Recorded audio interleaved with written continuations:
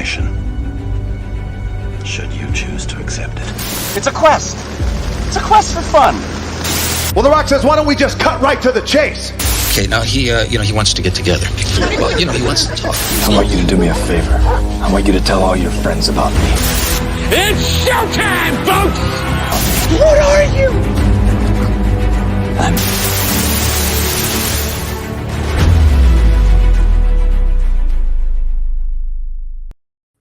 Greetings and salutations. Welcome to And I Quote, the weekly show where we introduce you to content creators of all shapes and sizes that join us from many and all corners of the nerd universe. We take your questions, have friendly conversations, and promote their projects. I am your host, Ryan of Nerd Culture, and our guest this week, the schedule got flipped around a little bit, but this one is a superstar and a trooper within herself. She is a crafter, a cosplayer, a podcaster. Is there anything this young lady can't do?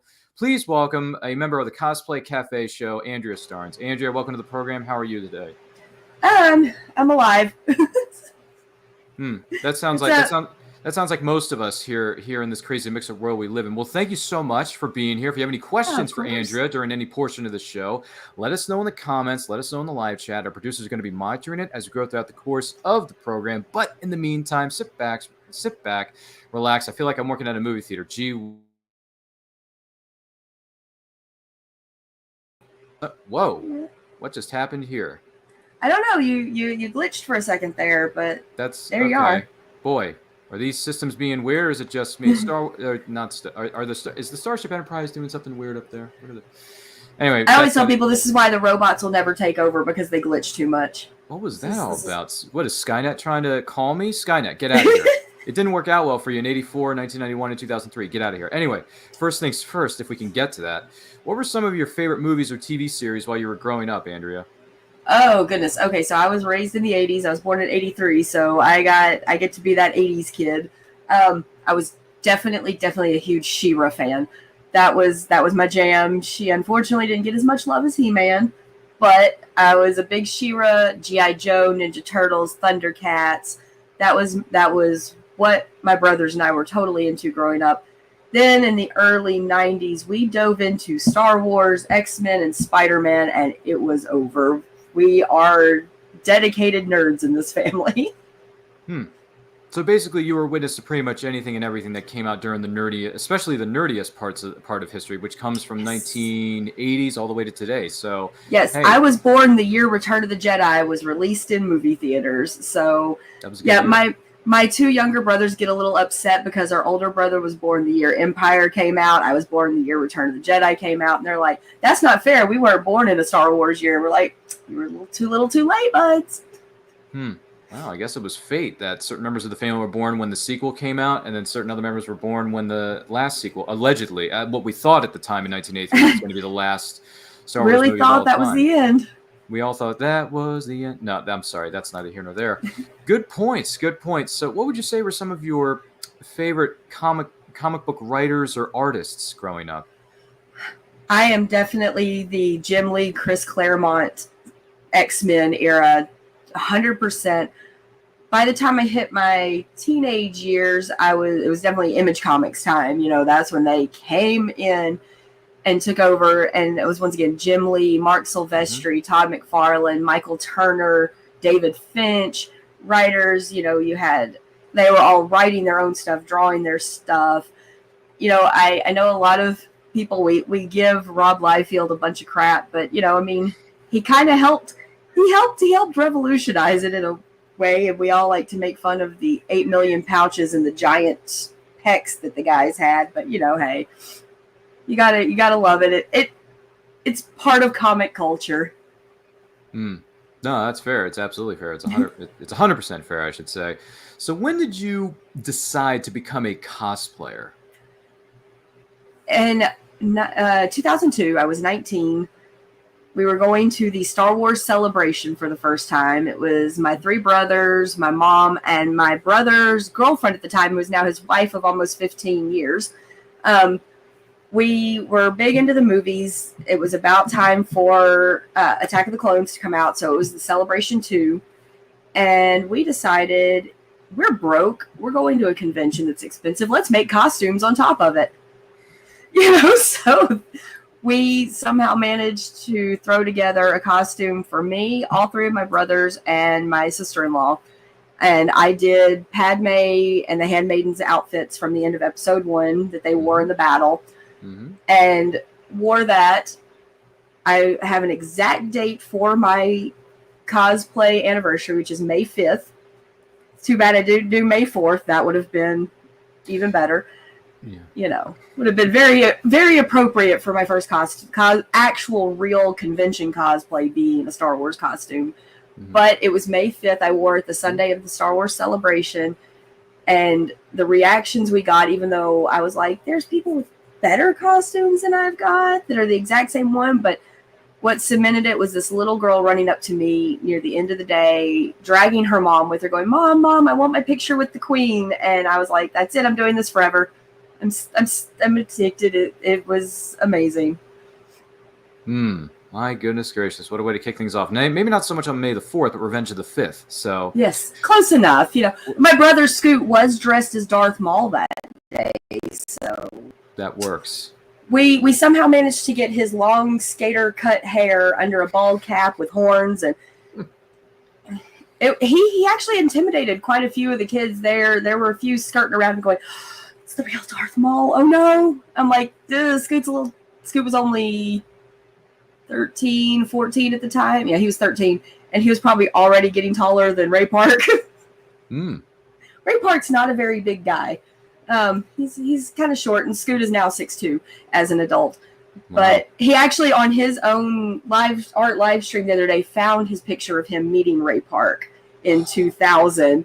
So yeah, he got to meet him in 2000 at Wizard World, and found the actual printed photo, because 2000 everything was still on film. Sure. Yeah, we're old. It's okay. No, it's okay. No, it's okay. Listen, Ray Park, he may not be the tallest man in the world, but he's got a giant nerdy heart because he's into all things nerdy. I mean, the guy can talk your ear off for however long it was. I mean, my friends and I met him a few years ago at AwesomeCon in our nation's capital of Washington, D.C. Yes. And we got a pro photo op with him. We talked to him about his role in Phantom Menace. I actually asked him questions about his role in X-Men because I still love that movie to this day. Asked him about some of the other stuff he did. But, yeah, whether it's G.I. Joe. I mean, he just talked to us like he could easily have talked to us for longer, but unfortunately, his line was like 2 miles deep, so we didn't want to take up too much of his time. But we talked to him for like 5 or 7 minutes, and I'm thinking, this guy's just a down-to-earth nerd. He just nerds out. It's cool. When my brothers met him, it was in 2000 at Wizard World. So, he was not the big name he is now, right. But he still had quite the line. And so Scoot is over here, about 14, so yeah, he was about 14 or so when he met him. Brad was about 11 or 12, and he could have been like, sign the autograph, keep on moving. But he took his time with these kids, and it was super cool. Like, they're over there, like, meeting somebody that they thought was really cool, gave us one of the best lightsaber battles you've ever seen on screen. I mean, that battle between Darth Maul, Obi-Wan, and Qui-Gon. I mean, Duel of the Fates gave us one of the most amazing pieces of music. And he could have been like, yeah, even though he's not real big at the time, he could have been like, sign it, move along. He was super cool, took pictures with them, talked, listened to these kids who were just fanboying so hard, and didn't rush them. And my dad was sitting there with them, and he was so appreciative of it because, my dad was into a lot of nerdy things, but Star Wars never got him. It never quite got his hooks in him, but he was appreciative of this guy being nice to his kids and giving them the time of day instead of going, I'm famous, move along. Yeah, he could have pulled a stormtrooper on Tatooine, move along. Yeah. Yes, he could have, but he didn't. And apparently somebody had brought like one of the Darth Maul backpacks to him full of candy. Oh, God. Like that, and he was offering it to people in line because he's like, I'm never going to eat all of this. But he was like, and being very British, asked if they wanted some sweets instead of candy. Yeah, so he does have he has a thick accent, like you could totally tell. That's why his voice has been dubbed in some shows. Exactly. But he's a cool dude. So if you ever get a chance to meet the actor and stunt performer known as Ray Park at a convention in your area, feel free to say hi to him because he's and he's a giant nerd. So not that there's anything wrong with that. How a lot of the people that play the villains are actually the nicest. I know, it's crazy, isn't it? He was super nice. And then Jeremy Bullock, that played Boba Fett, the original Boba Fett. Who unfortunately is no longer with us. Yes, when he passed away, that was very sad. My brothers and a couple of our friends met him a couple of times at various Star Wars celebrations in Wizard World. And he was always so nice. And I think he knew his career was because of those people. He understood that. Yeah. That's, I've heard somewhat similar stories, which is all well and good. Once again, we're talking with Andrea Starnes here on this episode of And I Quote. Make sure you share this video with all 200 of your closest friends, and feel free to ask Andrea any questions in the comments and the live chat as we go throughout the course of the show. We would love to hear from you as well. And if you've had the chance to meet Ray Park, let us know your memories in the chat. Let us know in the comments. We'd like to hear about your experiences meeting certain stars and performers from different fandoms or different shows or movies or series and stuff like that. Let us know in the comments. We'd love to hear from you. So with that being said, Andrea, when it comes to cosplaying, what would you say are some of the biggest rewards about being a cosplayer? I am a cosplay volunteer as well, and it sounds really cliche every time I think about it and say it, but literally the volunteer work that I do is so much more rewarding even than all of the trophies I've won from competitions. I've had my costumes published in a couple of books, even a Japanese cosplay magazine. I have a costume that was published in there years ago, but the work that I do with the kids, like adults are kind of like, okay, cool. You're dressed up in this, you put this time into it. These kids, they see you and they're like, oh, it's Captain Marvel. It's, Snow White. It's this person. And it's so cool to see little kids, especially the really little ones that really and truly think you're that character. That's super cool. Like earlier this year, I got to go to a local elementary school dressed as Captain Carter to give a motivational talk to the kids about doing well on their state standardized testing. So that was pretty cool. I got a lot of questions about the shield. They asked if they could hold it or touch it. They asked if I could throw it in the cafeteria where they were, and I was like, it's not safe to throw this inside. They go, we can go out to the playground. And I'm like, oh, no, we can't. I can throw it, but it doesn't come back like a boomerang. They also wanted to know, a lot of them wanted to know if I knew Spider-Man. I was like, well, which one? I know a couple of different Spider-Man. I actually know, I know about 3 or 4 different Spider-Man. So Spider-Men. Spider-Mans. Spider-Man. Just saying, put a little bit of plural on it. It's men, not just man. Sorry. Yeah, I know various. No, I know various. I also know a few Spider-Gwens and a few others. So, and I even know a Spider-Woman worthy that has her own version of Mjolnir. So it's Meow pretty Meow? cool. What's Meow Meow? Yes. No, I'm kidding. That's something. That's a line from the first tour. Meow Meow is what's next to me because that's my kitty cats. Aww. Yes, they're trying to eat the computer cord right now. So tell them to stop it. You're in the middle of something. Yeah, I've got Thor and Hermes wanting attention. So you guys are taking attention away from my boys, but they'll be okay. They'll survive. They're cats. They the world revolves around them and no one else. That's how it is. Yeah, I'm a crazy cat lady. It's fine. Boy, that's a different topic for a different show entirely. But on the flip side of the coin, though, I am curious. What would you say are some of the biggest challenges about being a cosplayer? The rise of social media, the expectation to constantly be creating.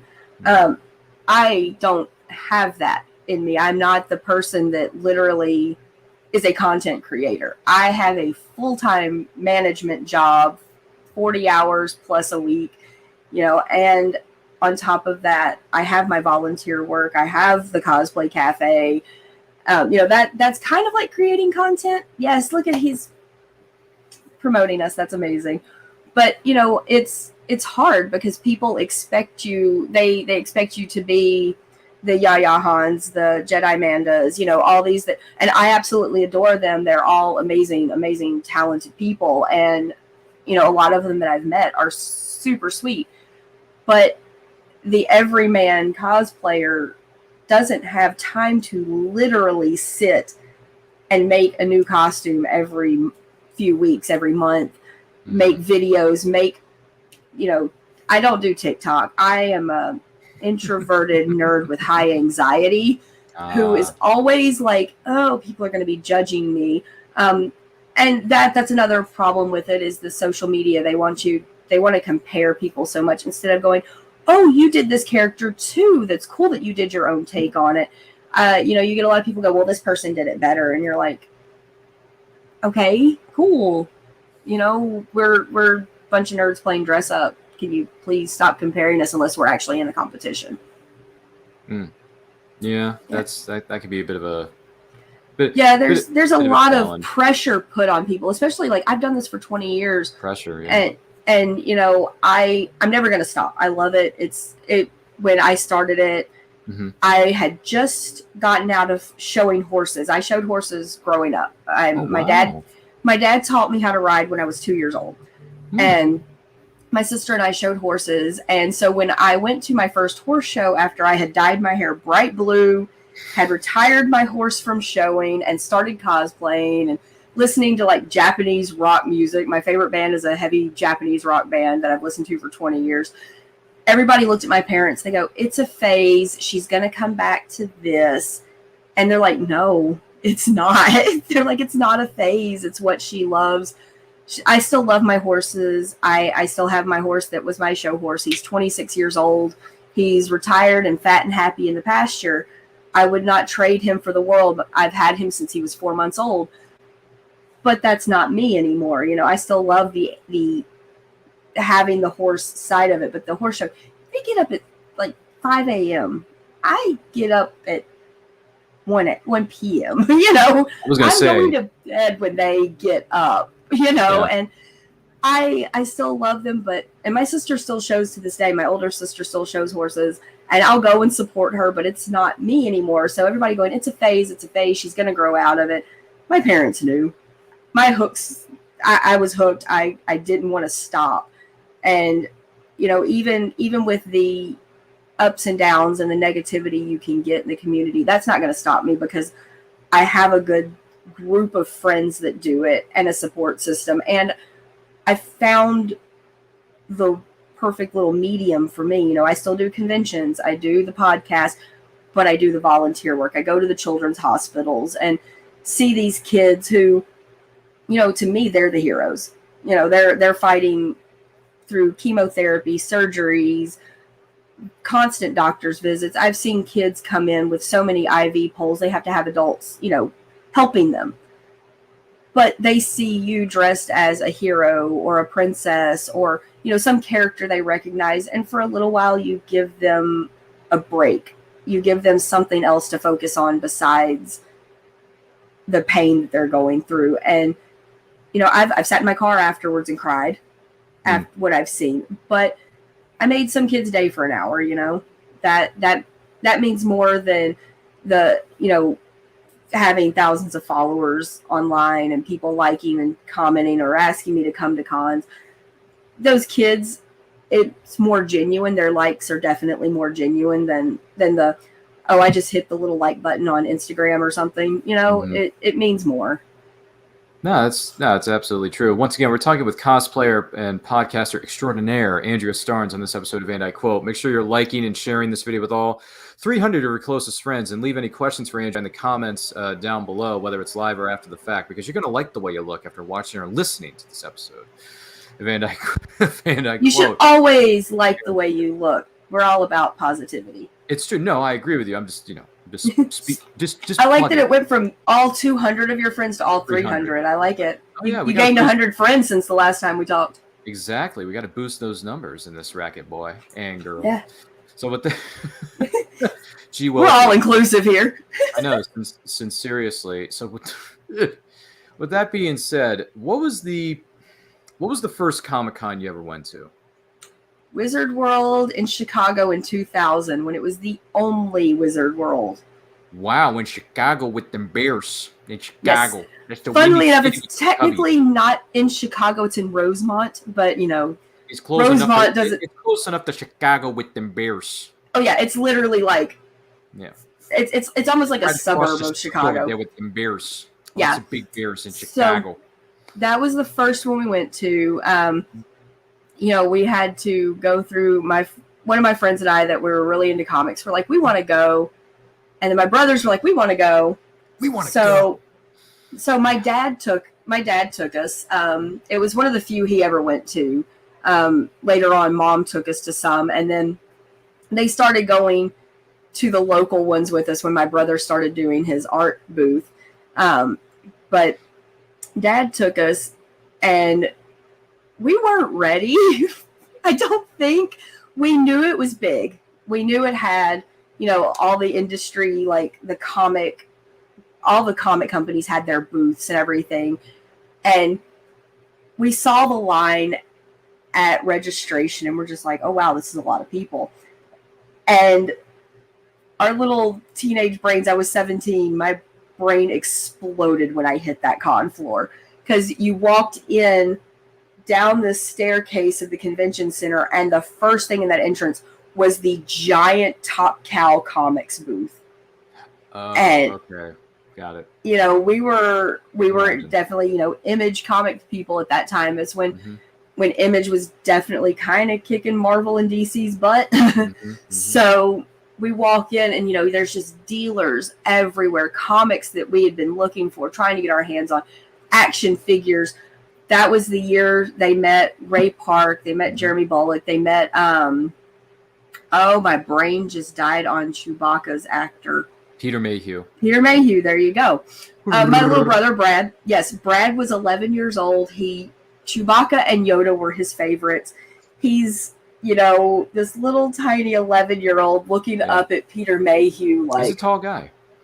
He's like, he's a big guy. You're my favorite. He's like 11 years old, really? Staring up at him. And he's just, over there just like starstruck. We've never met anybody like that. Here and there, maybe a small time, musician or something that came through Memphis or whatever. But we were just, mind blown.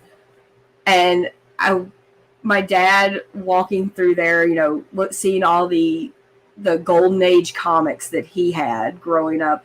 Like I said, he had the first appearance of Superman when he was a teenager, because my dad was born in 1941. My dad was born the same year the first ever Captain America comic came out. That's a big deal. Yeah. My dad was almost 79 years old when he passed, but he had that comic. He had that, he was iconic Superman holding the car over his head. That's a big deal. Yeah. And when he moved out of his parents' house, my grandmother goes, "What do you want me to do with these comics?" He says, they're old. Just do whatever you want with them. So he was sitting on a gold mine, and he didn't know it at the time, but he was sitting on a literal gold mine. He said, "Nah, I don't need these anymore." Because toss them. he had comics from before they were superhero comics. He had like Felix the Cat, Mutt and Jeff, all of those old comics, and they were nothing, in the 50s. Nobody knew what they were going to mean. So he walked up to a booth that actually had one. It was in, decent condition. And he just looked at the vendor, and this is, so now 22 years ago. And he says, "How much is that?" And when the guy quoted him something, in the $10,000 range, my dad just turned and walked and looked at us, and he goes, "We would have been rich." He's just like, he's not wrong. He was like, but back then nobody knew that, and then in the 90s, when there was that big surge of comic collecting and people like hoarding these comics, I'm like, you don't understand. The reason those are so expensive is because there's so few of them left, because nobody thought they were going to mean anything. You've got one of a million. That comic's worth not even the cover price. Whereas these comics from the 30s, 40s, 50s are worth so much because kids rolled them up, put them in their back pocket, tossed them when they were done, tore out pages, did stuff with them. They're definitely not the same caliber, So walking that con floor was really cool, And I think one of the coolest things about the way Wizard World was back then, I don't know if they still do it now, creators, like there were actual comic artists giving just regular drawing classes and writing classes. Like you could literally sit in a panel room 10 feet from like I remember watching the artist Jay Lee, like giving a class on sequential storytelling, and I'm just like, this is insane. These people, to me, like to the outside world, they're not big names. They're people like, who? I don't know who Jay Lee is. To me, I'm like, oh my God, he's an amazing comic book artist, and this man is literally for free. I mean, convention pass price, but literally giving these classes, teaching people the tricks of the trade, and that was amazing to just sit there and get to see that. And that was the year the Witchblade TV movie came out. And Yancey Butler, yeah. Yes. I got to meet Yancey Butler. Did you? You met Sarah Pizzini herself. What was that like? She was actually really nice.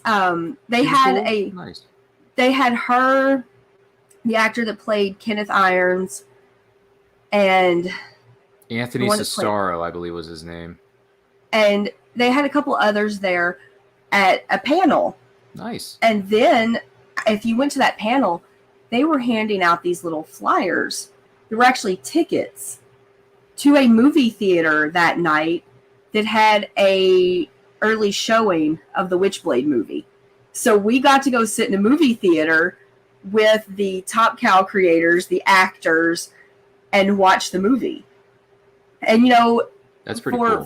For the time, I wish they would have gone with the more organic Witchblade and everything. There were flaws with it, but it was still really cool. Like, we got to sit there. Like, I didn't hate it. But yeah, they did that one episode of the show where they actually made it look like the organic Witchblade. I'm like, come on, guys, do this. It had its ups and downs. I watched it. I enjoyed it. Here now we are 22 years later. They could probably do so much more with, especially with how much computer graphics have come. Yeah, visual effects have come a long way since TNT. We know drama. Yeah. I remember those days. I remember watching those episodes. I remember watching the episodes originally, and then I remember I had a marathon of seasons 1 and 2, and I taped them on something known as a VHS tape. I did the same thing. Yeah, we did it. And then years and years later, they actually came out with Witchblade, the complete series on DVD. Yes. So if you don't have Witchblade, the complete series on DVD, I highly recommend it. I have it. So I'm happy that I got a chance to get my copy. I think my biggest complaint with the show was what they did with Ian Nottingham. He was so much more badass in the comics. He was this half like Japanese, half Native American guy raised in England who was like a ninja warrior freaking bodyguard guy. And he kind of was like a bum in the show. I was like, I always liked Ian Nottingham, so I was a little salty about that. And Kenneth Irons had both hands. In the comic, the Witchblade took his hand. CGI now, we could definitely take his hand now.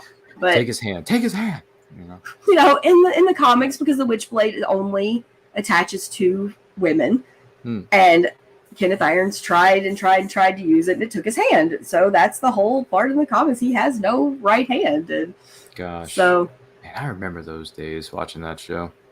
I do too. It came on at like tuning in every week on Monday nights at 9/8 Central, only on TNT. Yes. We know drama. You would see the red and yellow logo popping up.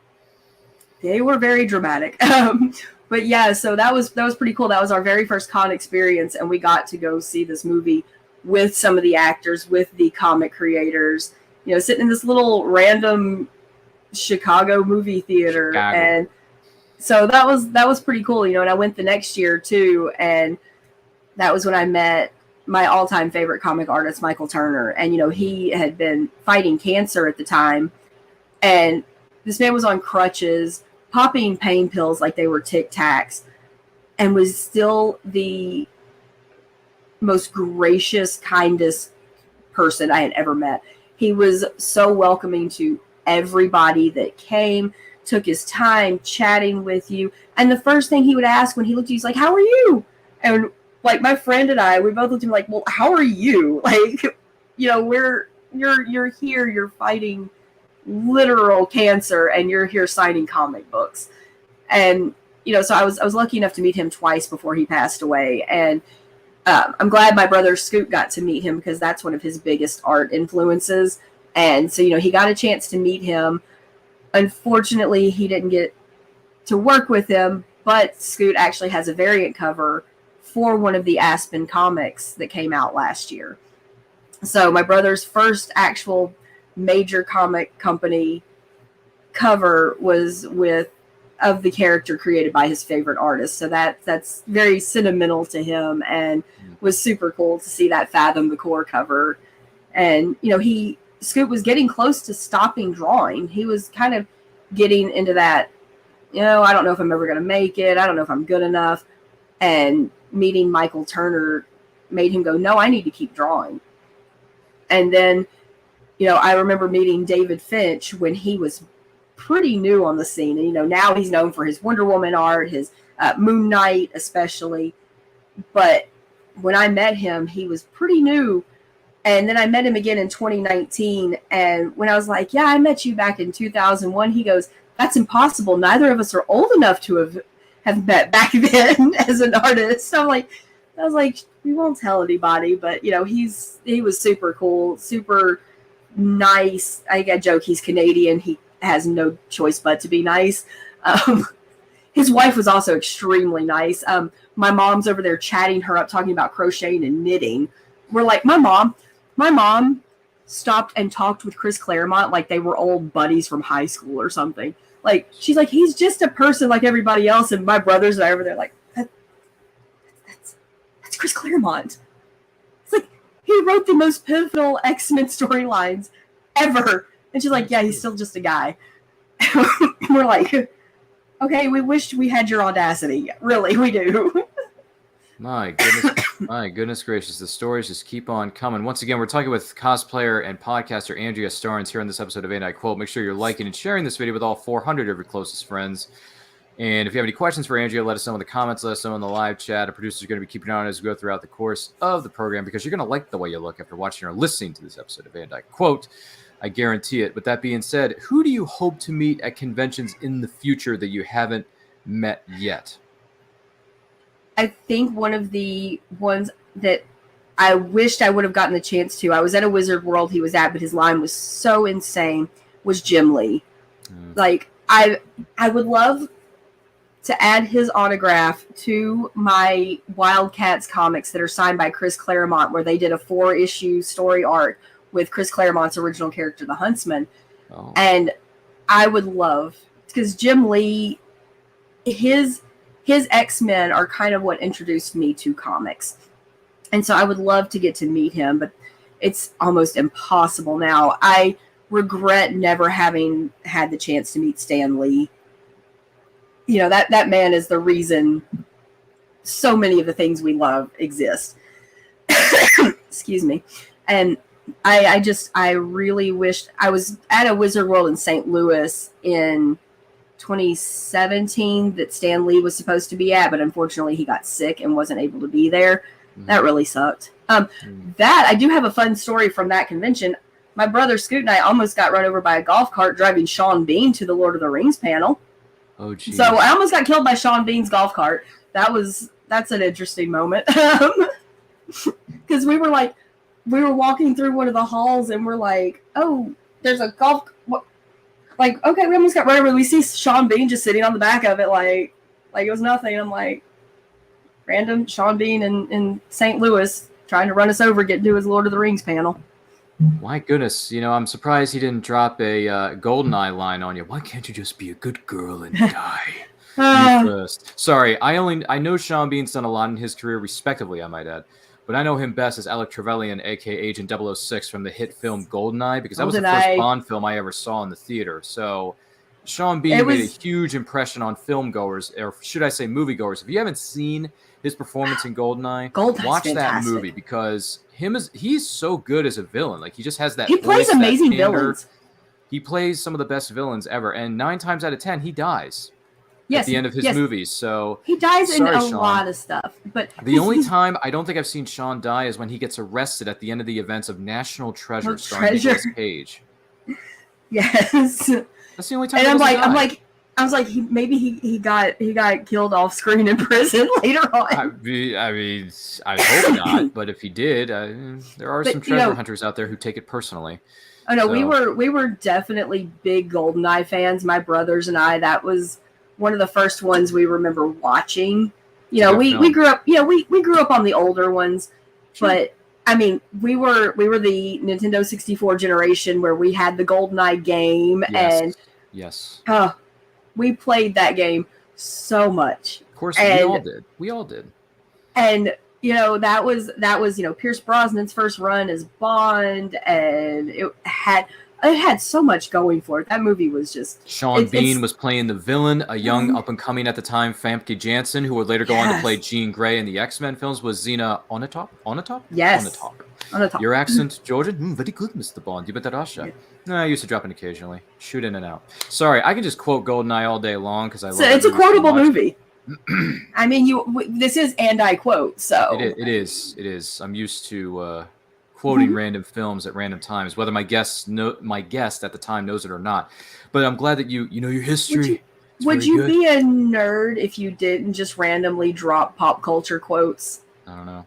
Probably not. I mean, look, I have one quote that my friend and I we were very much into the Wetworks comics by Will Sportasio. It was an Image comic, and they had like golden symbiotes that went over them. They were pretty cool, but there's one line that my friend would be like, oh, you know, just like that one comic quote. And her mom looked at us one day. She goes, what do you mean? She goes, just ask her. She said, so what's the quote? And it's from the character Jester. And he says, do you always go around with your... She asked, do you always go around with your pants down and your gun cocked, sailor? And he says, only in the presence of a superior officer, ma'am. And I'm like, I can quote that line to this day. That's the quote. Wow, it says... Well, you know, Image, I think, went for the shock value. They're like, okay, well, Marvel and DC still were under the comic code. Well, you know, you didn't even get them saying now you get comics that do use a little more swear words and stuff. That's true. But Image was just like, forget about the rules. We're just going to break them. We're going to break all the rules. We're going to make very adult comics. I think the only thing you didn't get were F-bombs dropped in some of them. They just used like symbols instead.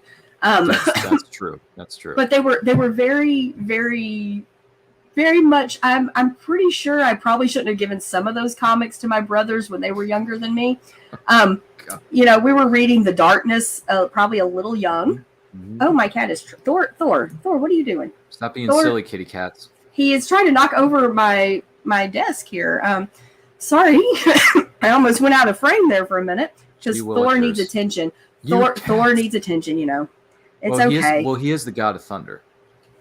Well, right now he's just being the god of pushiness. Well, that too.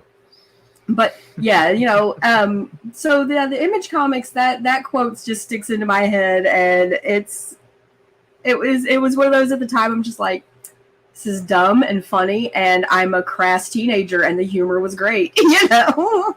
I mean, it's great, isn't it? What was the first pop culture collectible you ever bought with your own money? I actually just rebought it at an antique store because I lost it.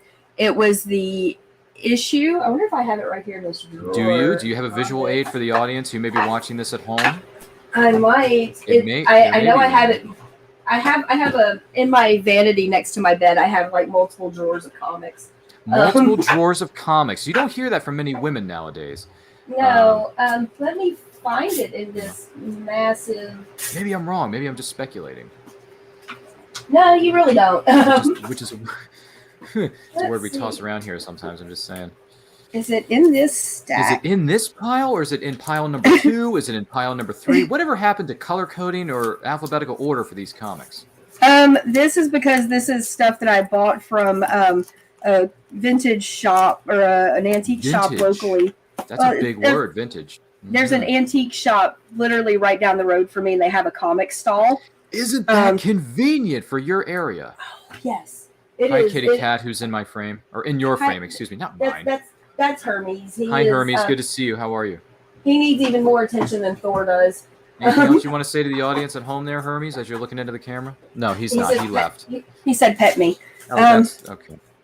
Oh, well, before I dig out, I haven't found that one yet, but there's the first. That's my brother's first official cover for a major company.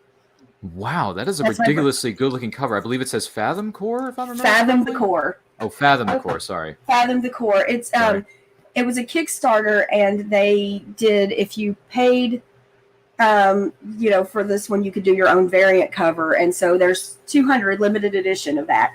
Okay, so it's not in that stack. It must be in the other stack, right next to the bed. Hold on. Oh, gee whiz. Yeah, I have a lot of comics stacked around. There's a lot of comics going on. But just to give you all a heads up, if this is your first time watching or listening to this show known as And I Quote, make sure you give us a like, comment, share, subscribe, do all that stuff. Share this with all 500 of your closest friends. They're going to like the way they look after watching or listening to this episode of And I Quote, featuring Andrea Starnes. In this particular episode, we guarantee it, talking about her career as a cosplayer and a podcaster, all that jazz, and she is still ruffling through her comic book collection in the backstage area, which we are going to give her a moment to collect herself. I found it.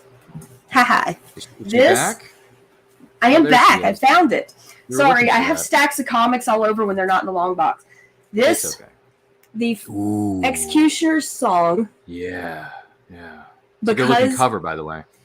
I bought it because of the cover. It's a good-looking cover. The whole "don't judge a book by its cover." I totally judged a book by its cover. We do it anyway. We always tell each other never to do it, but we ended up doing it anyway. But I mean, that's kind of what the comic cover is for. It's to draw you in. But this lady right here is the reason I bought it. Storm is my favorite comic book character. Actually, she's my favorite fictional character. Wow. And I loved this cover. Mm-hmm. And it was the first one I ever bought completely on my own. Because my dad had taken us to the comic shop. And, he usually bought us stuff. But he had given us our allowance. And I saw this cover. And I was like, I have to have it. And $2.95 at the time was an expensive comic, but it's a 64-page annual. So that one, and then this is another one that I remember because it's part of the Executioner's Song, and I remember this Andy Kubert cover. Oh my god! Of Strife, Cyclops, and Jean Grey. That's very unique there with the positioning of the characters on either side of the cover. There, you got Jean Grey, leaning back, and you got Scott Summers, Cyclops, whoever it is, trying to catch her or something like that. Yeah, they're being blasted away. They're being blasted out of their boots, I believe is the term we're looking for. And then, I love this because I get comics that we lost when we moved as kids. Sabretooth and Jean Grey fighting by Andy Kubert. Look at that cover. That is a fight if I ever saw one. Look at that battle. That is a straight early 90s cover right there. The man who attacked you is associated is called Sabretooth. Storm. So what do they call you? Wheels. See, I'm just quoting the first X-Men film because I'm trying the sarcasm of that. Here. Yeah, but it's good. But they're good looking covers. No, this wasn't a comic I had. One of my brothers had it, but I had to rebuy it because I remember this X-Men cover. I'm a big X fan. So that one. It says first issue collector's item, which says X-Men Unlimited on the cover there. That is impressive. Yeah. So. I was digging through the boxes at that booth at the antique shop. Boy, you had a bit of a treasure trove, didn't you? Oh yeah, I was just pulling cool Storm covers because Storm is my favorite, and I love. And that's when Storm was a vampire for a short time. Wow. So didn't see that one. Yeah, and I've got Storm is my favorite, so people buy me a lot of the stuff with the special Storm covers. I got the wedding of Cyclops and Jean Grey. Aww. Even though I, along with my brother Brad, are much more a Cyclops and Emma Frost fan. Emma Frost. Okay. Yes, the White Queen. Yeah, so I've got a lot of cool covers, and then one of my friends, because I have two friends, Mark and Dwayne, that we do a lot of chit-chatting about Storm because we all have a crush on Storm. And so my favorite version of Storm is Mohawk Storm, her punk rock look when she first went to that look. And we were at Memphis Comic Expo a couple years ago, and Mark's just digging through, long boxes at the con like you do. Yeah. And he looks over at Dwayne, he goes, "Hey, can you real quick, look up what's the first appearance of Mohawk Storm.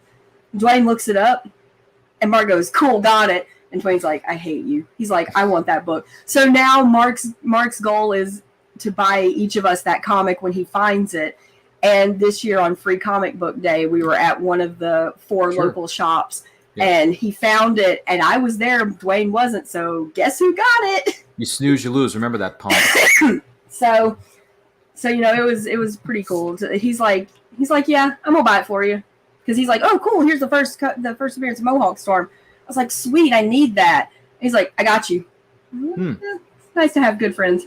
It's good to have friends in high places or in your local comic shops. I'm sure those of you who may be watching this right now are probably thinking, was it George Bueller, some of our other friends like Craley Vanest, Kelly Gettner? They're all probably, they're oozing at these comic covers. Yay! Because we're all fans here. We're all fans. I'm just saying. But a few things I want to address with you, if you don't mind. A few characters you mentioned, whether it be, what was it, Storm or, other characters within the Marvel or outside of the Marvel universe. Look at these cosplays that you have dressed up as these certain characters. I'm just curious, just as a general question though, how long does it take you to put together an outfit for your cosplay on average? I can tell you exactly how long Captain Marvel took, because I clocked it at 9 hours to make that costume the night before Endgame came out. Gee willikers. I was going through some PTSD from a car accident in Chicago at Star Wars Celebration in 2019. I watched an SUV barrel off the interstate and hit my sister-in-law and threw her about 15 feet into the air. She was in the ICU for 5 days. Sorry to hear about that. Her nephew had a broken foot. My brother and I somehow got out of it completely physically unscathed. Definitely not mentally unscathed.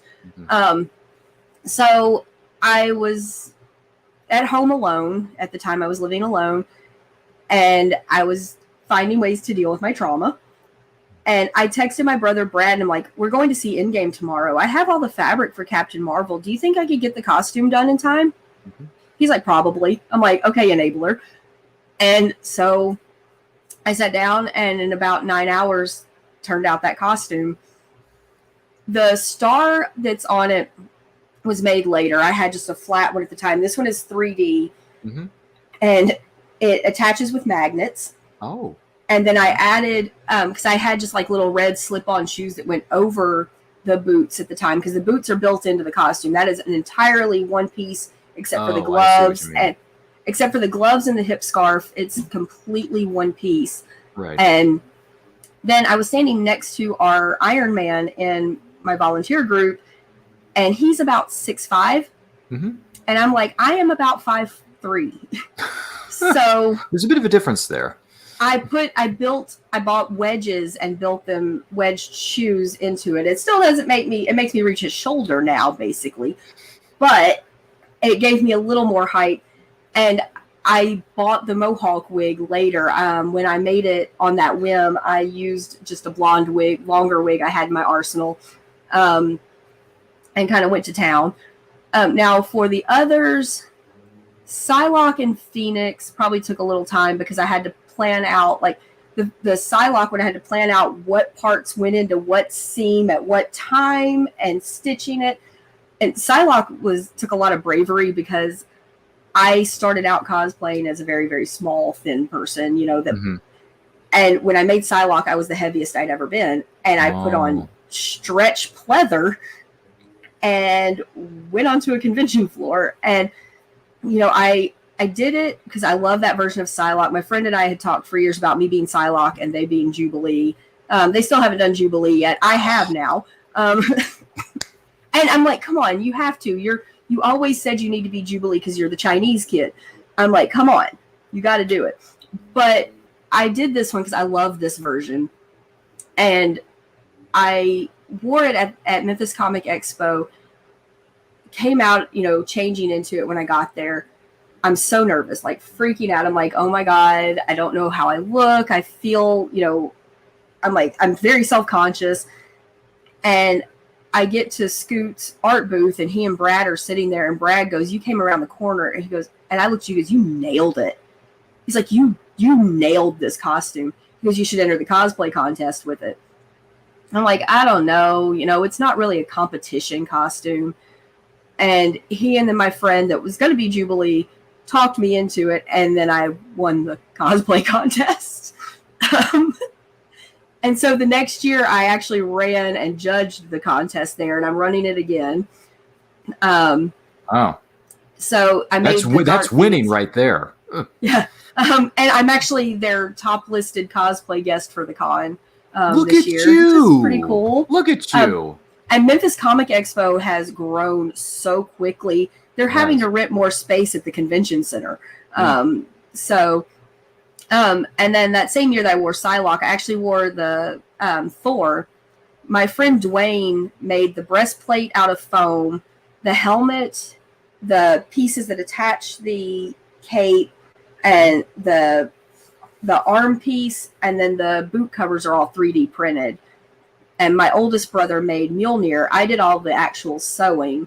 Unfortunately, that costume and the Dark Phoenix and Psylocke all are gone because of my house fire 2 years ago. I to cope with it, I jokingly go, well, the Phoenix didn't arise from the ashes. Unfortunately. The armor pieces of Thor survived. They were in a different place, but those are all gone. But the Phoenix that attached to my hip scarf is actually signed by Chris Claremont. And even though it was in the same box as the costume, that piece actually survived.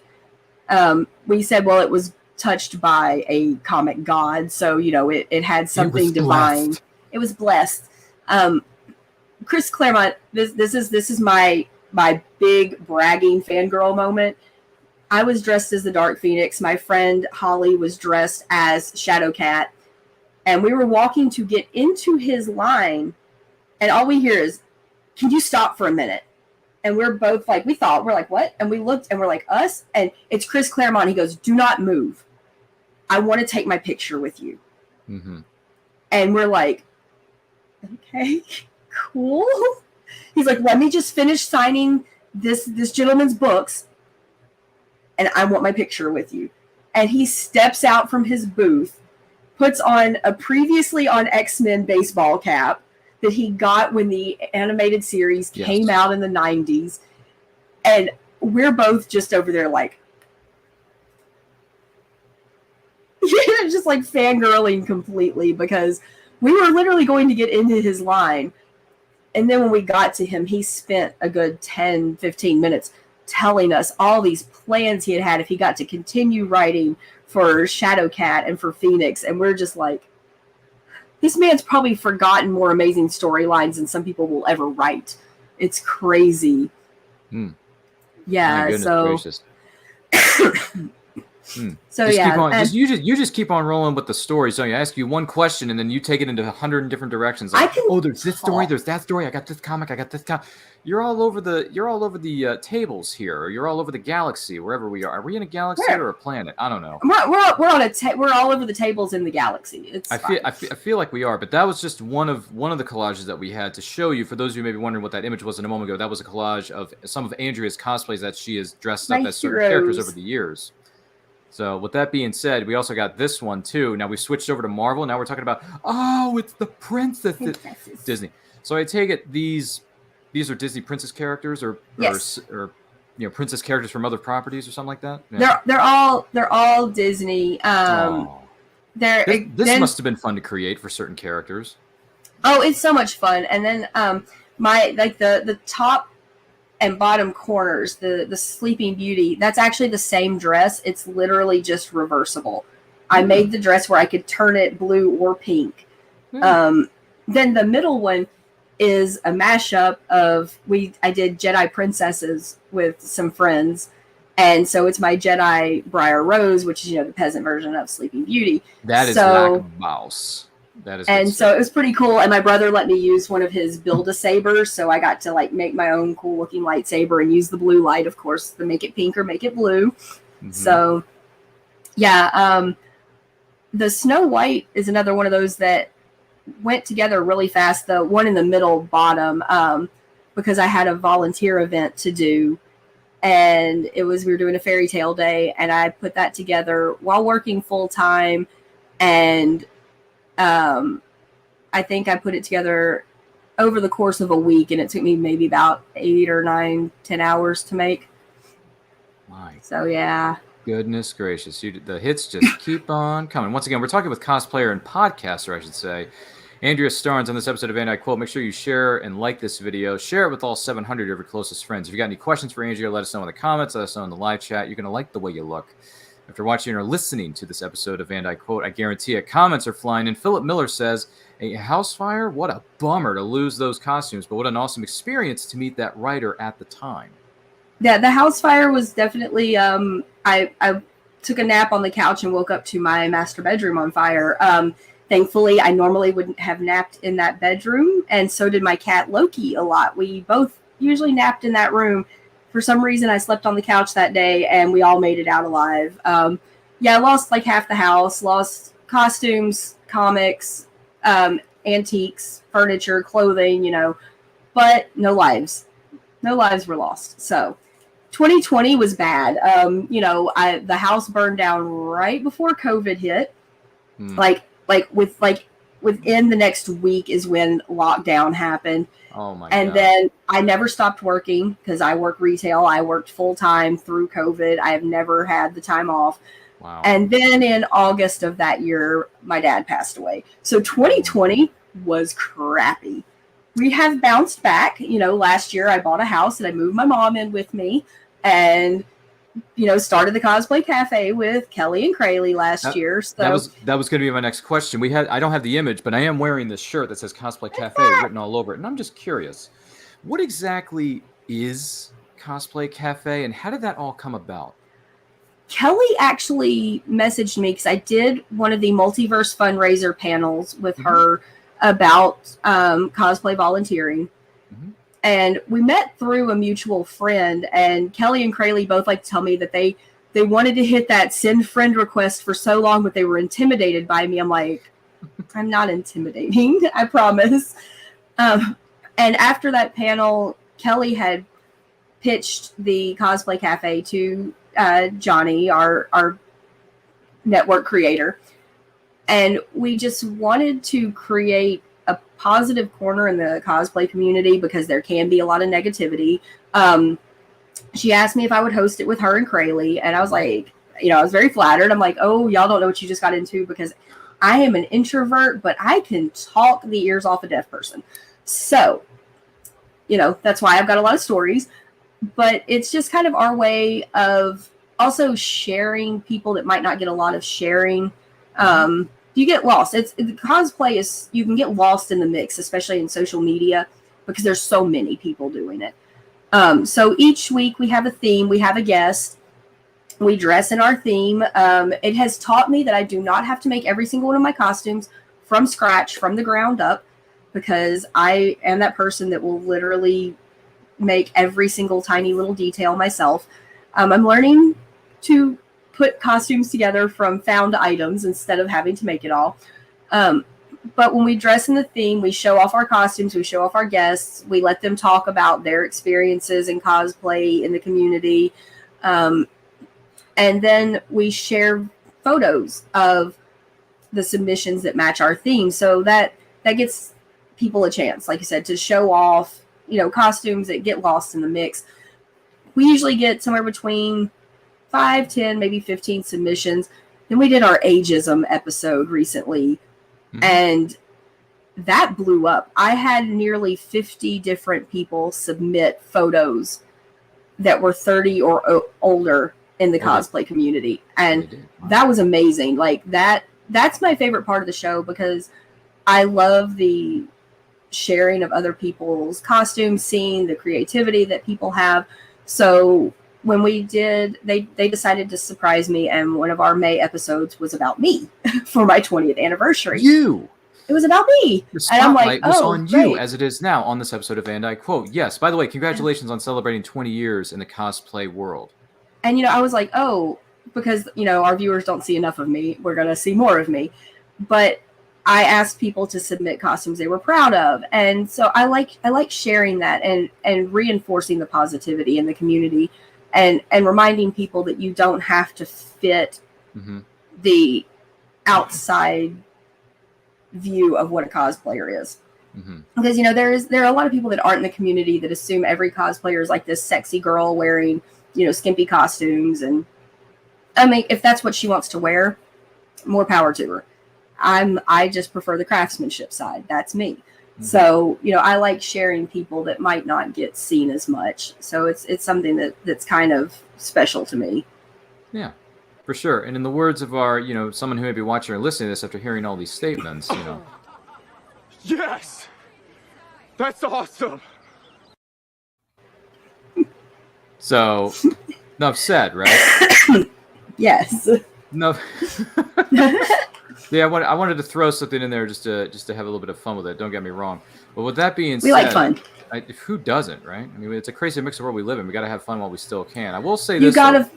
There's a TikToker that I like. It's Gregisms, and his quote at the end of every one of his videos is "Find your joy," and you got to do that in this crazy world. You find your joy. That is a fair point. With that being, that being said, Philip Miller chimes in with another one. He says, "Whew, glad no one got hurt during the house fire incident. 2020 was a double whammy for you, but you definitely have a very unique talent to make costumes like that." Clapping emoji.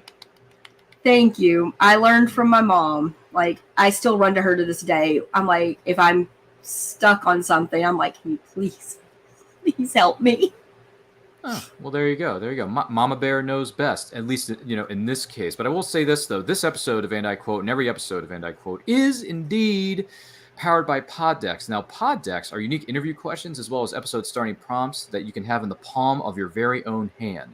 So whether you are a new podcaster or existing broadcaster looking to grow your audience or get more engagement, you're going to want to check out poddecks.com. Use that promo code Ryan10. Again, that is Ryan10, RYAN10, for 10% off your first order. You're not going to miss out on that one. I guarantee it. That being said, Andrea, what words do you always struggle to spell correctly?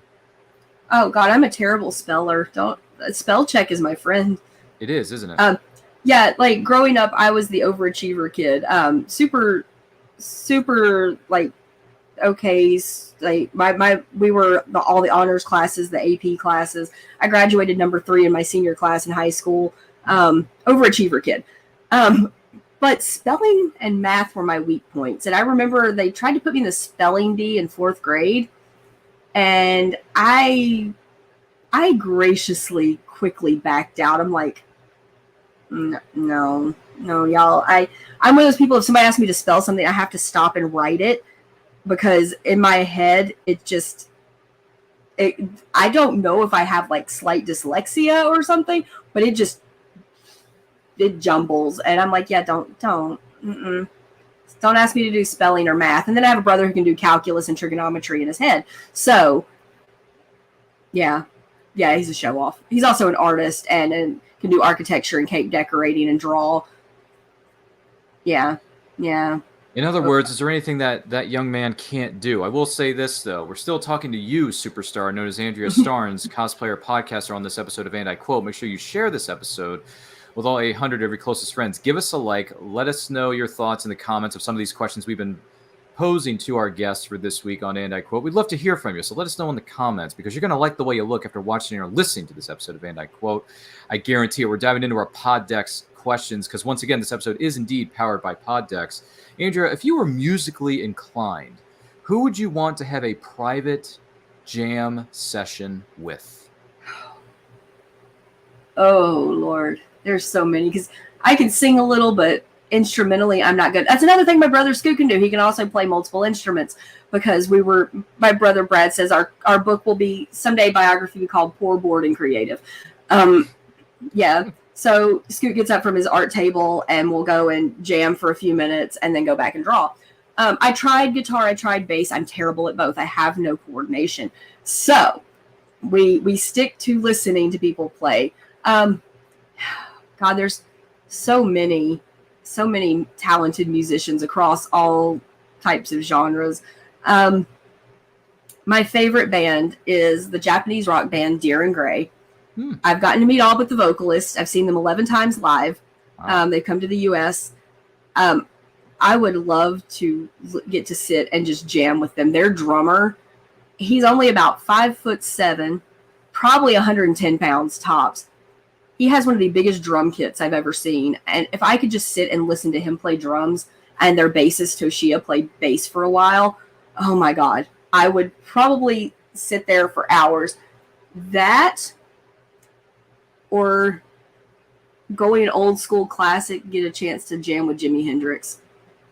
Because Jimi Hendrix. I mean, a lot of guitarists Mm-hmm. probably would not have picked up a guitar if they didn't hear Jimi Hendrix. So, you gotta, even if you don't like his music, just like, I'm not a big Beatles fan, but I appreciate what they did for the music industry. I appreciate the bands that they inspired. So you don't have to like somebody to appreciate what they did, but I love Jimi Hendrix. I grew up with a lot of classic rock with my dad. Classic and Southern rock was our thing. He was a big Creedence and Lynyrd Skynyrd guy. So Lynyrd Skynyrd, Sweet Home Alabama. Anyway, yeah. With that being said, it's funny because as well, my dad introduced me to classic rock as a kid. But one of the things is when it comes to Jimi Hendrix, I was introduced to Jimi Hendrix music through Hollywood Hulk Hogan in WCW because his entrance theme at the back time when it was WCW. Woo. It was at the time it was Voodoo Child. Yep. Which is by Jimi Hendrix. So there you go, Hollywood Hulk Hogan of the NWO. Yeah. So with that being said, when he went to be the bad guy for the first time, the heel, he was the heel. Yeah. Mm-hmm. Which is a wrestling terminology if you're not familiar with that. When someone says a baby face, that means they're a good guy or good girl wrestler. If they say it's a heel, that means they're the bad guy in this scenario. Yeah, I haven't watched wrestling in a long time. I think I stopped when The Rock was first really becoming a big deal. My brothers hung on for a little bit longer. Who wouldn't? But anyway, I stopped watching in 2006 because I liked it from when it was on. I liked it during my childhood, but then I kind of just moved on from it. Yeah, that was about the time they fell out of it. But I watched it when it was the WWF, WCW, and you had like the Scoot wanted to be Sting so bad growing up when he had the bleach blonde flat top. It was a flat top haircut, yeah. From Venice Beach, California. Mm-hmm, yeah. Yep, and he had the scorpion on the side of his tights. The side of his trunks, yes. Mm-hmm. Yeah, and then we all remember when Sting went into the crow look. The crow phase, yeah. It was because of Scott Hall suggested that to Steve Borden, who is Sting in real life. That was his idea. Scott Hall went up to him one day and said, "You know what? Have you seen this thing called the Crow? Like, I think you look kind of cool in that." So it was inspired by Scott Hall for Sting to transform himself into the Crow Sting. So Scott Hall is no longer with us. But, no, he passed away recently. Yeah, but hey, look at that fun fact for you watching. That's what I remember when he was. I just lost Razor Ramon. Razor Ramon, yeah. And my oldest brother, I've sent you his John Wick pictures. I'll have to find the one where he showed up and one Halloween last year dressed as Scott Hall in the NWO t-shirt with the glasses, the slick back hair, the toothpick, everything. He wins Halloween every year. He beats me at cosplay one day a year. It's fine. Well, that's just too sweet. Philip Miller chimes in. He says, "My 6-year-old can spell Mosasaurus." Thanks. That is the passcode for her. Passcode for iPad. Thankfully, she remembers how to spell it, but I can't keep it straight, says Philip Miller. Philip, thank you so much for your comments. These are some dinosaur names are hard to spell. I think they did that on purpose. It probably is. But as far as the Poddex questions are concerned, what antiquated invention do you still use, Andrea? Antiquated invention that you still use, or do you still use? I'm sorry. Could be a typewriter. Could be. I wish I had a typewriter. I used to love. It could be a 50-year-old sewing machine. I don't know.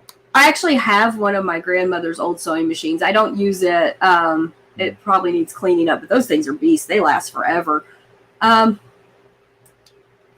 don't know. I don't really use much. If my Zune still worked, I'd probably use it because I know everybody gave me crap for not having an iPod, but I liked my Zune.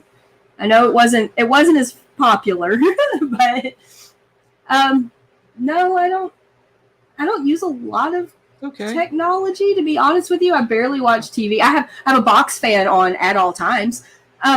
Okay, Philip is right. He says I still draw with a pencil and paper. I do that sometimes. And he also says an manual can opener for opening the cans. Okay, well, Philip, listen, more power to you. I got one of those in the kitchen. I have an electric, but I do have a manual. So hey, look, if the power goes out, I have a gas stove, so I can still open something if the power goes out and cook. That's true. So. I still draw with a pencil and a paper. Good for you, Philip. Keep it up, my friend. Well, here's one for you. Keep drawing. What do you consider yourself an expert at, Andrea? I don't know. I feel like because you can always still learn, but after 21 years of sewing, I think I'm pretty good at that. I think I might have a little bit of knowledge about that. You know, I've even taught other people how to sew. I've given lessons to some of my former theater kids and gotten them into cosplay, and even helped some cosplay friends learn some new tricks. So I think I'm pretty good at that. Hey, you get a gold star from us here at the show, known as And I Quote /Nerd Culture. But either way, if you were a captain of a ship, what would you call it? If you were a captain of a ship, what would you call it? That's a good one. The USS Cosplay Café, maybe? No, I'm kidding. That would... Look, we would have the most fabulous uniforms ever. Starfleet, eat your heart out. That too. Oh, that's a good one. If I don't know, maybe were the captain of a ship, what would you call it? What do you think? Maybe just because it's something that's become very, very close to my heart. Because my brothers and I have been creating a comic book superhero for a while called the Atlas Beetle. I'd probably just have to call it the Atlas. He is going to be awesome. The Atlas Beetle is going to be amazing. He actually is based on a rhinoceros beetle, but the joke is that the newspaper is going to get his name wrong. He's going to look at it. He's like, it's a Hercules beetle. Yeah. You know, he's a bug nerd. Okay, we can't help it. Okay. Hercules. That's the only thing I think of. When I think of Hercules, I think of the scene from Nutty Professor or the animated film Hercules from Disney. That is so horribly inaccurate to mythology because Zeus, a good dad? Probably a good loving father out of Zeus. Yeah, He's not a good loving father? I guess not. Okay. No. I thought I missed something there. By the way, Philip Miller says, haha, correct about still drawing with paper. And then Philip Miller says, if he was the captain of a ship and he had to name it, he says, that is a tough one to answer. That's a tough question. It is. I keep thinking, because I remember back when the first Pacific Rim movie came out. There's only one Pacific Rim. The sequels never happened. Well, I didn't think the sequel was horrible, but compared to the first. It was but compared to that first one set such a high precedent, because that first one was fantastic. I love kaiju movies and kaiju and giant mechs, and you put them together. But when that movie came out, I remember there was like a create your own like name, and it was like a random generator, and it made like names like the Gypsy Danger and stuff. Mm-hmm. And I remember having that, and like I think I had a notebook with like a bunch of them written down just because I was like, oh my god, these sound so cool. And then I don't know what I did with that notebook, so. I have notebooks everywhere. You have notebooks everywhere. Well, one of these days you need to gather them all together, stack them on top of each other, and put them on a shelf so you don't miss them. Oh no, that's the problem. Is I have too many, and then I'm like, wait, which one has what in it? Oh, yeah. Philip just said he would call his ship Dark Helmet Rises. Anyone know where that comes from? I do. That's a Spaceballs reference. If you haven't noticed. Yes, our guest actually on the last episode of the Cosplay Cafe was dressed as Dark Helmet. Hashtag always be promoting. Fred is great. He suggested that topic. We did humor in cosplay. That was funny. I caught a little bit of that. That was some good stuff. I believe, what was it? Kelly was dressed up as Pam Bundy? Peg. Peg, excuse me. Peg Bundy. Peg Bundy, and then, what was it? You were dressed up as a character from... Bob's Burgers. Bob's Burgers, yeah. And then what was Crayley? Crayley did. What did she do? You remember? Anyone remember? Oh my goodness, Crayley! I'm so sorry. I can't remember. What did she do? Now I feel like I have to go look at it and find out what Philip remember Miller what she says did. Spaceballs. Oh man, I missed that. Well, we're here to catch you up here, Philip. That's what we're here for. We catch those references. every so often. It's great, isn't it? That's what we're here for. We're a bunch of nerds and we talk nerdy, and it's what we do. Yeah. If you ever feel, if you ever want to name if you were the captain of a ship, what would you name it? Feel free to let us know in the comments. Let us know in the chat. Crayley did her punk Princess Aurora because it was like paint splattered and everything from the make it pink, make it blue. Oh, that's what she were. Okay. Yeah. Yeah, she did a punk version, and the humor behind it was the story of painting it in her garage and her husband getting paint everywhere, even on him. Yeah, he was pink. Yeah, he ended up pink and blue. Make it pink, make it blue. The things we do for cosplay. I know, seriously. Like, if we were the captain of a ship, what would we name it? I mean, in Andrea's case, she named it, what was it again? The Atlas. The Atlas. There you go. See, it's perfect. It's simple and to the point. So there's nothing wrong with that. Once again, and we want to take this opportunity to say thank you to Andrea Starnes for being our guest on this episode of And I Quote. Andrea, you're a gem. You're an amazing person. You got stories for days. I have more. I definitely have more. If we were doing a 24-hour marathon of Cosplay Cafe, you, Kelly, Crayley, myself, whoever else wants to show up, trust me when I tell you, when you've been going to conventions for as long as some of us have, not everybody, but as long as some of us have, I've been going for 10 years. I got stories, okay? I got stories. But anyway, we're going to talk about that. I got good and bad stories. Hey, I don't have too many bad necessarily. I mean, I have maybe some sour grapes, but not like too bad ones. I'm not sure. As a woman cosplayer, I have some bad stories. No, it's okay. But that's a story for another show entirely. Yeah, let's focus on the positive. I know, but with that being said, once again, Andrea Starnes, our guest on this week's episode of And I Quote. Andrea, thank you so much for being here and being our guest. Be our guest. Be our guest. With that, Belle is one princess I haven't done yet. You should write this one down. She's on the list. She's on the list. Okay, well, that's good because it's one of the top 5 best Disney animated films of all time. I mean, it's the only one to be nominated for Best Picture. Ooh, good point. See, she just gave you another fun fact for those of you maybe watching or listening to this episode of And I Quote. Andrea, where can the person watching or listening to this find you online and everything you have coming up? Mostly I'm on Instagram. It's under Mehdia Raiise. It's scrolling across the screen there. It's Mehdia Raiise. It's a long story. It's a character my friends and I created in a fantasy story a long time ago that I liked their name and I stole their name. But you can mostly find me there, or you can find me on the Cosplay Café on the Serial Box Network. We do that twice a month. We have a link tree. It's Cosplay Café Podcast, I believe. Or you can do the link tree Mehdia_Raiise. So that's where you can find me mostly.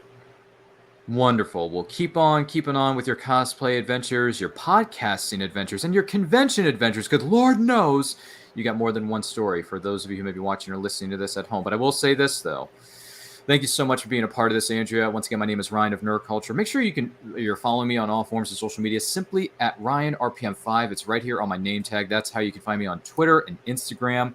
Lots of wonderful things are coming our way very soon, whether it be on And I Quote, whether it be on some of the other things that we got going on at Nerd Culture. For instance, if you're looking for some killer nerd swag, visit our friends over there at theradbear.com, the best nerd brand in the world. Use that promo code RYAN10, that's RYAN10, for 10% off your order. You're not going to miss out on that opportunity.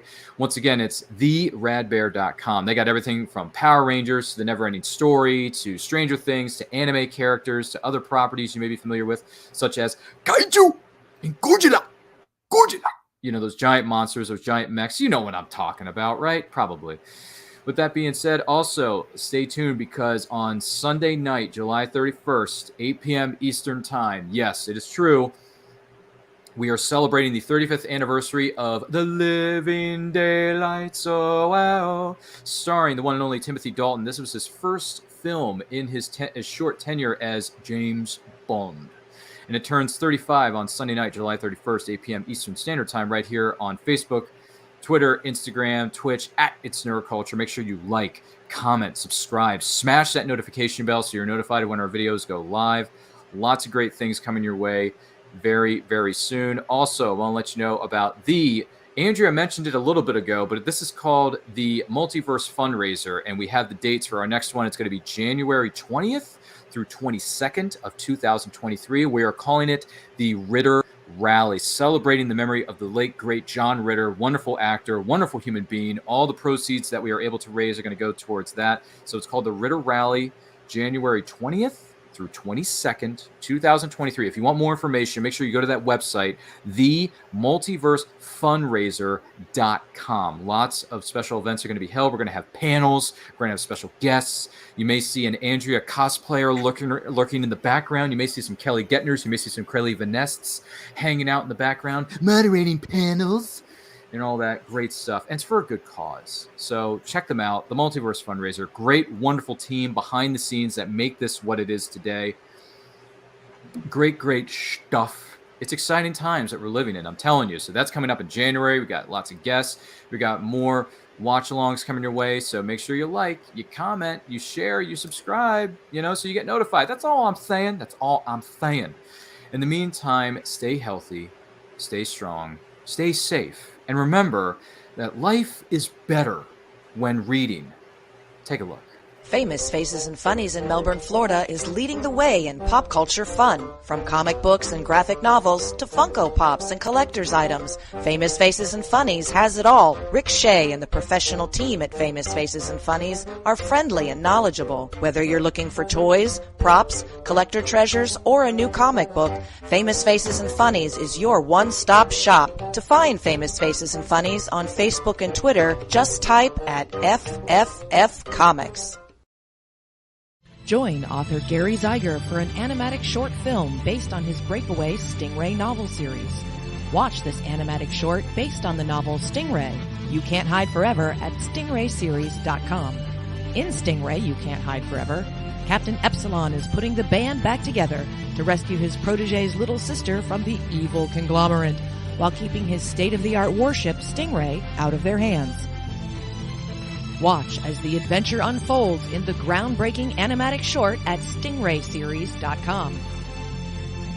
Then, join the crew of Stingray with the next novel in the series, Stingray Prophecy, where Captain Epsilon and Dr. Zubre are pivotal players in an ancient prophecy. Can they reunite the people of two worlds before they destroy each other?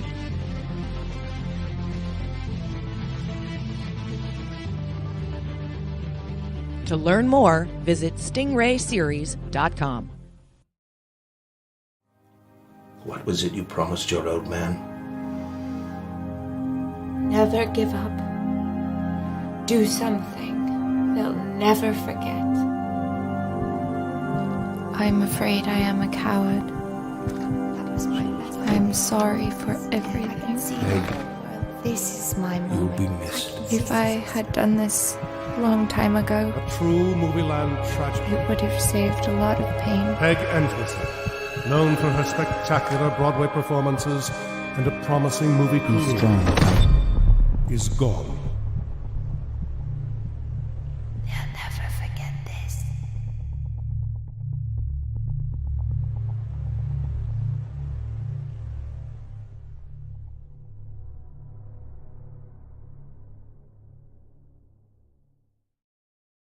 Author Cindy Kep is writing on the edge. Books include Remnant in the Stars, The Loudest Actions,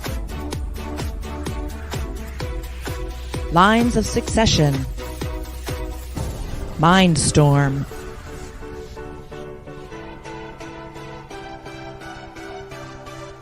Condemned Courier, the Yerushalayim series,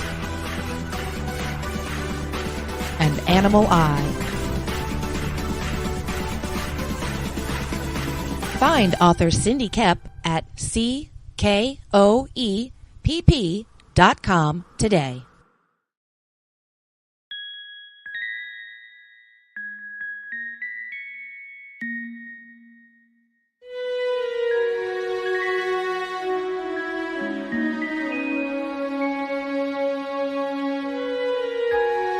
Secrets,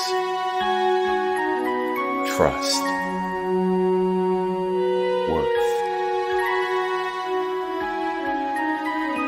The bond between souls intertwined within otherworldly intrigue. Michaela J. brings forth the Elite Warrior series. a collection of dark fantasy romance novels set in a twisted world where power lusts in the hearts of men and devotion seduces the souls of women.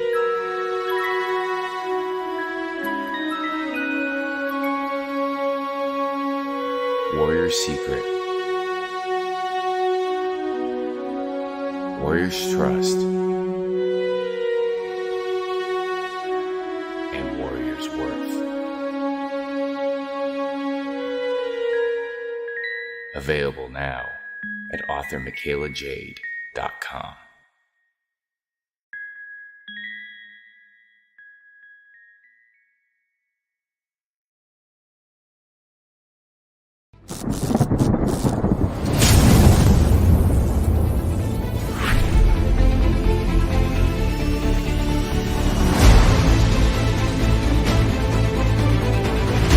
Choose high-flying action. Choose death-defying escapes.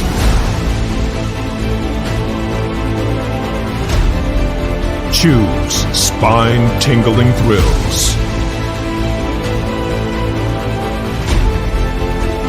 Choose nail-biting intrigue. Now's your chance to choose the adventure. The Captain Hawkland Adventures. Available on Amazon.com. Good morning! Oh, and in case I don't see you, good afternoon, good evening, and good night.